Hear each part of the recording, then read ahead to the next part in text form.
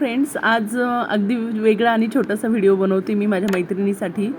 आणि तिला रेकॉर्डिंग कसं करायचं एखाद्या मीटिंगचं ते मला तिला सांगायचं आहे. आणि आता बघा, आपण जरा या टूलवर आलो. इथे रेकॉर्ड नावाचं ऑप्शन आहे. इथे गेलो. इथे गेल्यानंतर इथे क्लिक केलं.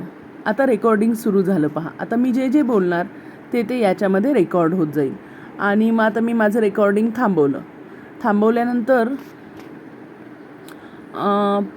आत्ता हे बघा, मी 6 सेकंदाचं रेकॉर्डिंग केलं आहे 16 जूनला, म्हणजे जस्ट 1 मिनिट बिफोर.